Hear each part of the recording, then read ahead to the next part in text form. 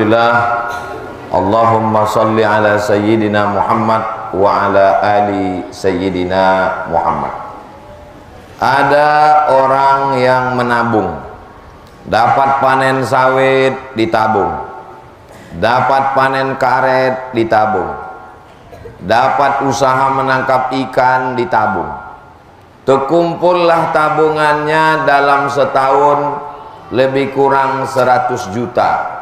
Mudah-mudahan Bapak Ibu semua dapat tabungan 100 juta. Amin. Dari bunyi aminnya macam tak yakin. Amin. Lalu kemudian ketika tabungan tadi dicek, diperiksa, tiba-tiba kata orang bank, duitnya habis semua, bocor. Kemana pergi tabungan saya ini, Bapak petugas bank? Kata orang bank, tabungan Bapak, tabungan Ibu kena jebol sama hacker di internet. Dijebolnya tabungan itu melalui nomor-nomor, akhirnya tabungan itu hilang sama sekali. Kira-kira kecewa atau tak kecewa? Begitulah amal kita sekarang. Amal sholat, amal puasa, amal zikir, amal sedekah, amal baca Quran, amal silaturahim. Sekarang ini kita sedang menabung amal, lalu amal ini hilang disebabkan oleh 3 perbuatan. Jadi judul pengajian kita siang ini 3 perbuatan yang menghilangkan amal. Kira-kira bisa diingat? Belum saya sampaikan, mana ingat? 3 perbuatan yang menghilangkan amal. Perbuatan yang pertama yang menghilangkan amal adalah iyyakum wal hasada. Hati-hatilah kamu penyakit hasad. Fa innal hasada, karena hasad itu yakulul hasanat, menghilangkan semua amal, kama takulun narul hatab, sebagaimana api memakan kayu bakar. Ada orang zaman dulu mau menikahkan anak, diambillah kayu rambung karet, disusun tinggi menjulang, tiba-tiba datang api menyulut, sekali bakar padam. Kayu berubah menjadi arang, arang dihembus angin berubah menjadi debu, debu berterbangan hilang. Begitulah amal kita hilang kalau kita hasad, dengki, busuk hati. Makanya dalam Quran diajarkan kita doa, wa min syarri hasidin. Doakan supaya ustadz yang ceramah ini selamat dari penyakit hasad. Jangan sampai judul pengajian hasad, rupanya yang ceramah pun hatinya hasad juga. Dan jamaah yang mendengarkan ini semuanya juga selamat dari penyakit hasad insyaallah. Amin. Orang penyakit hasad ini hatinya susah, pikirannya susah.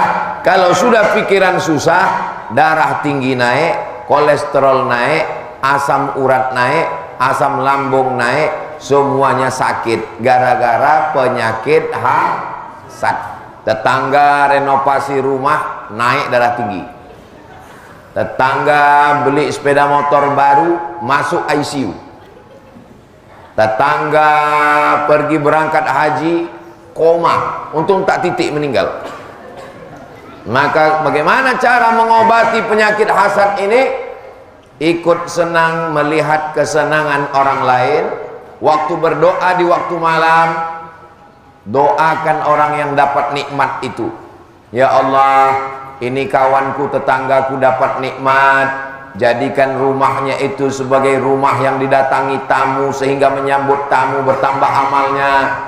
Dia baru dapat motor baru, jadikan motornya itu sebagai alat transportasinya ikut pengajian. Dia dapat kebun sawit, jadikan kebunnya berkah, anaknya bisa sekolah. Maka saat kita mendoakan orang lain, hati kita menjadi baik, karena dikirimkan Allah malaikat amin kabulkan doa orang ini, walaka misluh, kau dapat yang sama macam yang engkau doakan.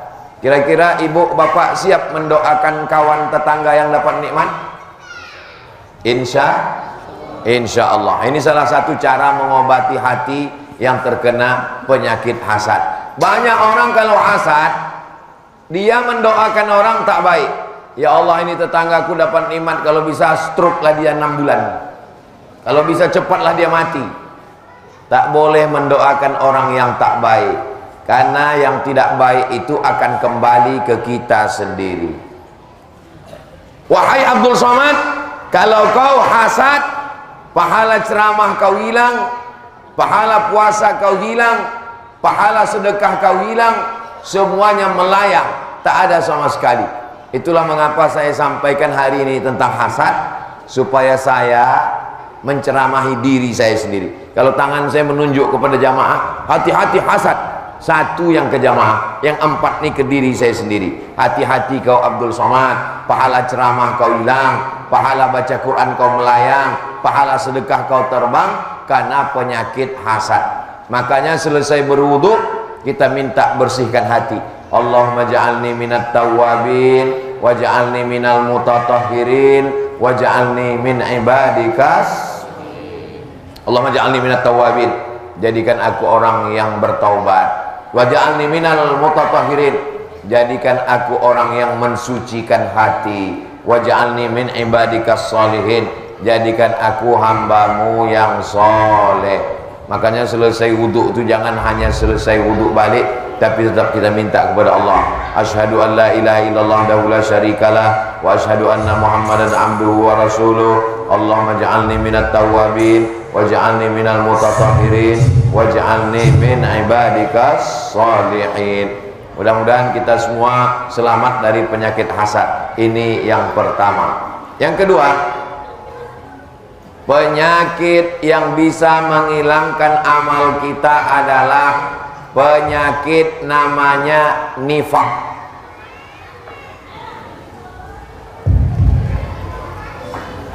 Hebatnya masjid kita ini, yang mau dibahas 3, setiap satu pembahasan 1 mic. Itu pula dia. Dari tadi malam. Masalah hasad 1 mic.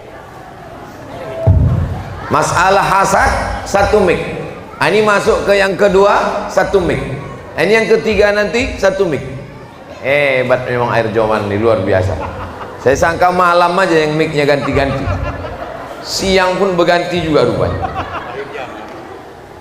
Mudah-mudahan semuanya panitia diberikan Allah kesehatan, diberikan kekuatan, diberikan kebaikan insyaallah. Amin ya rabbal alamin.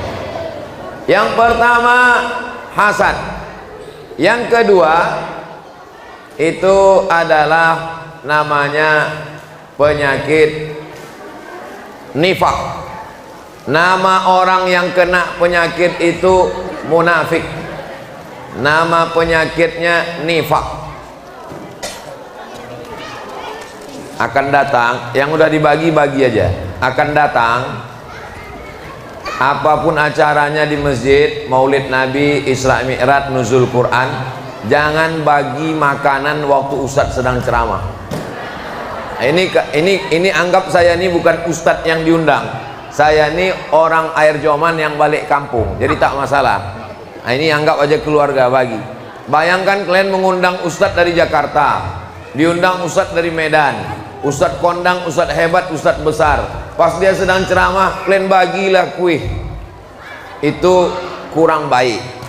Nah, kalau saya tak masalah, karena saya bukan ustadz undangan. Saya ini orang kampung yang sedang balik ke kampung halamannya, berjumpa keluarganya, tak masalah. Kecuali kalau saya ustadz yang diundang menyampaikan tausiah, panitia membagi, itu saya amuk itu. Nah, kalau ini sudah dibagi, bagi tak apa-apa. Akan datang, itu etikanya, adabnya. Kalau ustadz sedang ceramah, tak usah dibagi. Kalau mau bagi, sebelum ceramah atau sesudah ceramah. Makanya biasanya dulu waktu saya kecil ada acara Isra Mi'raj, Nuzul Quran, Maulid Nabi, itu biasanya acara sambutan. Waktu sambutan itulah dikasih Pak Ketua Masjid sambutan, jamaah berdoa, yanglah dago. Nah, jadi nanti waktu ceramah itu orang sudah fokus mendengar. Ini bukan saya marah, tidak. Ini pelajaran kita untuk akan datang. Kalau kita buat acara wirid yasin, maulid nabi, isra mi'raj, nuzul Quran, begitu cara membaginya. Bisa? Insya Allah. Yang sekarang ini yang udah dibagi, dimakan. Yang pula ditengok meniti air liur nanti. Kue yang udah dibagi itu dikunyah lah. Nah, tak masalah. Ini sekedar informasi saja. Sampai mana tadi? Penyakit yang kedua, munafik. Orang munafik amalnya hangus. Innal munafiqina fid darkil asfali minan nar. Orang yang munafik maka letaknya di neraka yang paling bawah. Jadi neraka itu apinya di bawah, lantai 1, lantai 2, lantai 3, lantai 4, lantai 5, lantai 6, lantai 7. Yang paling bawah, yang paling dekat dengan api. Orang munafik nerakanya yang paling bawah, yang paling panas, yang paling hancur, yang paling hajab. Mudah-mudahan Allah menyelamatkan kita dari sifat munafik. Orang munafik sifatnya 3. Idza haddasa kazaba, kalau bicara bohong. Wa idza wa'ada akhlafa, kalau berjanji ingkar.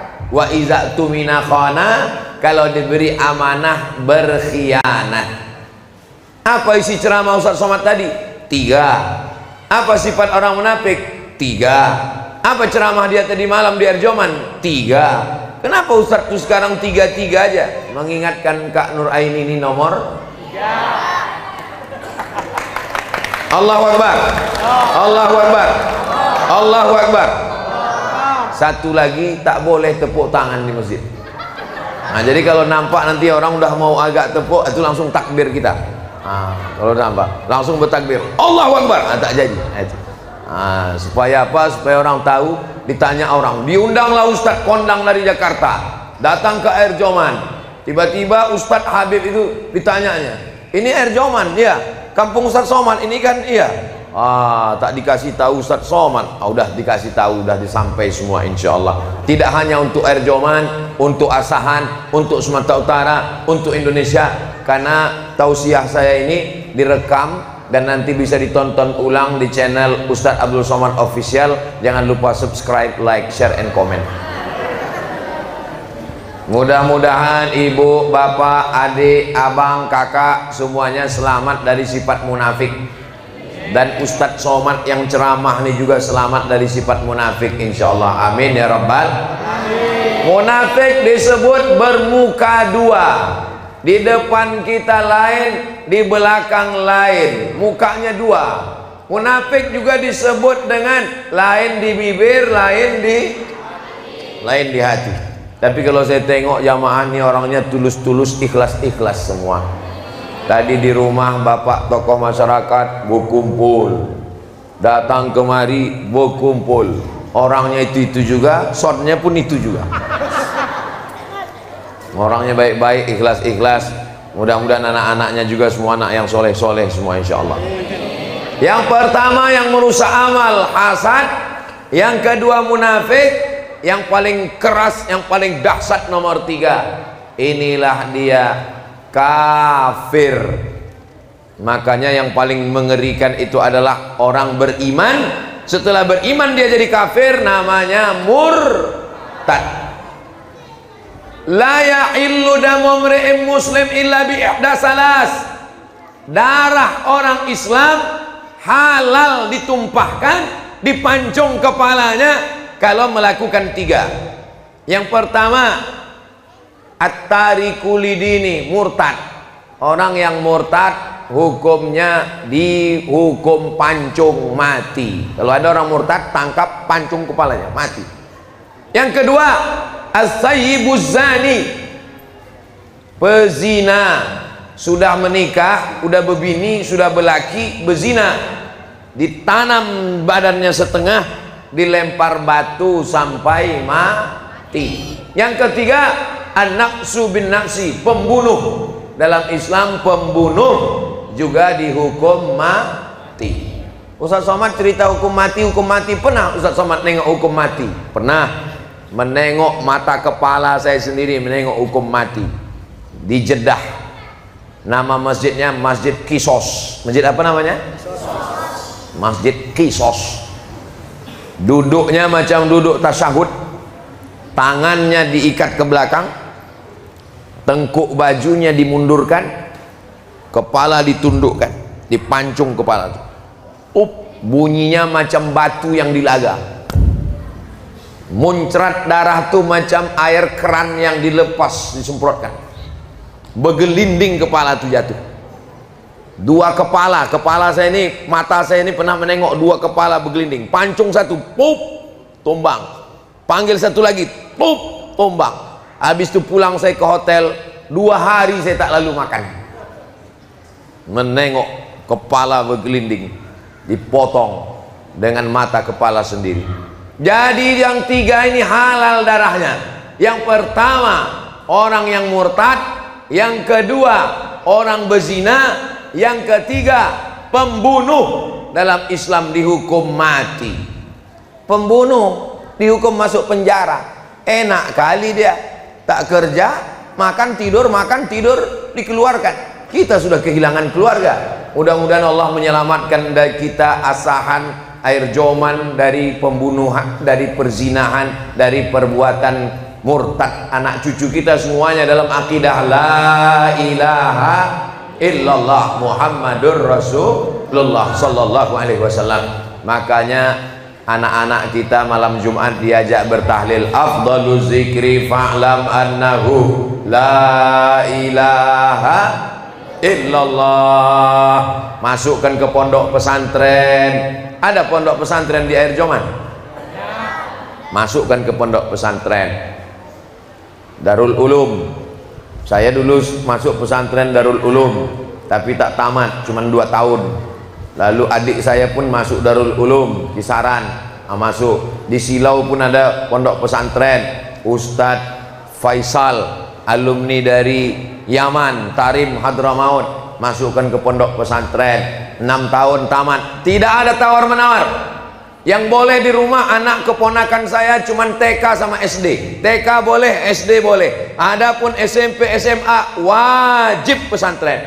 Siapa yang bisa mengawal internet yang merusak anak kita di internet? Liberal, sekuler, ateis, komunis, feminis, macam-macam aliran-aliran, tontonan, karton, LGBT, maksiat, dosa, sinetron, drama Korea. Nauzubillah. Mudah-mudahan Allah menyelamatkan anak-anak kita ini sampai hari kiamat menjadi anak-anak yang soleh dan solihah insyaallah. Amin ya rabbal.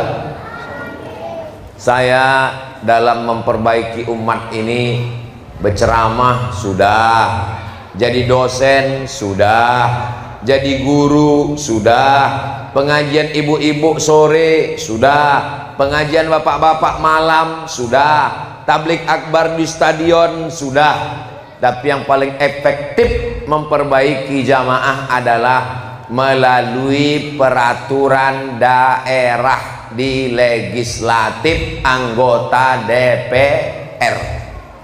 Efektif sekali. Anak-anak yang tamat SD tidak diterima di SMP kalau tidak punya ijazah MDA Ibtidaiyah. Kira-kira ibu bapak kalau ada peraturan begitu suka atau tak suka? Anak tamat SD tidak diterima di SMP kalau tidak ada ijazah Ibtidaiyah. Tujuannya supaya apa? Supaya anak-anak bisa baca Quran. Itu tak bisa lewat ceramah. Kalau saya ceramahkan, mari hidupkan MDA, mari hidupkan Ibtidaiyah, mari hidupkan tahfiz Quran, tak hidup. Tapi kalau melalui peraturan daerah bisa. Yang membuat peraturan daerah itu siapa? Yang membuat peraturan daerah DPR. Yang memilih DPR itu siapa? Kita memilih DPR itu. Makanya kita pilih orang yang kira-kira peduli pesantren, peduli Islam, peduli pendidikan anak kita. Bukan asal besar gambarnya, lubang hidungnya sebesar terowongan Mina. Iya Pak Ustadz, tapi banyak kali gambar kami tak kenal, tak tahu orangnya. Mana yang mau kami pilih, mana yang kami cucuk. Kalau tuan ke pasar Keramat, jangan lupa membeli kain mana yang dibawa Ustadz Somad, jangan pilih yang lain. Setuju? Sesuai? Sudah tahu? Bapak Ibu yang dimuliakan Allah Subhanahu wa taala, saya tidak ikut mencalonkan diri. Saya bukan orang politik. Tapi kawan saya, sahabat saya, kenalan saya tanya, kau kan hebat kau politik, ya, maju mencalon. Kakak, abang, siapa yang mau kalian mencalon? Nanti ku bawa keliling tablik akbar, biar tahu jamaah. Jangan sampai jamaah ini mengaji di masjid baik, tapi waktu mencoblos, mencucuk, tak tahu dia siapa yang mau dipilih. Akhirnya di antara semua sepupu, abang, kakak, adik, keluarga saya, satulah yang siap. Siapa yang siap? Kata Kak Ani, aku insya Allah siap. Jamaah yang udah kenal, alhamdulillah. Bagi yang belum, berdiri dulu Kak Ani, biar nampak oci-oci, ibu-ibu, opung-opung, nande-nande. Dulu Kak. Ini kakak saya, kakak sepupu saya, omaknya dengan omak saya adik beradik, namanya Hajah Nur Aini SHMH, nomor 3 dari partai PKS. Nanti tengok di kertas tuh, tengok untuk DPRD Kabupaten Asahan. Bisa diingat? Nomor berapa? Partainya apa? PKS, DPRD Asahan. Udah diambil Bapak tuh gambar. Share Pak ke kawan-kawan, tetangga, jiran. Udah duduk balik Kak. Saya yang ada cuman DPRD Asahan. DPRD Sumatera Utara tak ada. DPR RI tak ada. Yang DPD, ini tim saya. Tim Ustadz Abdul Somad yang berkeliling, yang menyurvei, yang menyusun jadwal, yang mengarahkan, itu semua. Saya tinggal duduk manis, duduk cantik aja, tidur. Bangun Ustadz ke masjid, saya sampai. Dialah yang menyusunnya semua. Tim Ustadz Abdul Somad. Namanya Bang Darwis Halomuan. Berdiri dulu Bang Darwis biar nampak jamaah nih. Ini Bang Darwis namanya. Nanti tengok di kertas DPD nomor 6. Ingat, nomor 6 Bang Darwis. Mana yang kawan Ustadz Somad kemarin? Kenapa tak nampak? Ini orangnya Bang Darwis. Cucuk, terserah apa yang mau dicucuk. Lubang hidungnya, keningnya cucuk. Ini kawan Ustadz Somad kemarin. Bang Darwis. Bismillah. Insya Allah amanah. Orangnya baik. Mudah-mudahan disampaikan Allah niat baik semua ini insya Allah. Amin ya rabbal. Duduk balik Bang Darwis. Bapak Ibu yang dimuliakan Allah Subhanahu wa taala, itulah 3 yang disampaikan Ustadz Somad.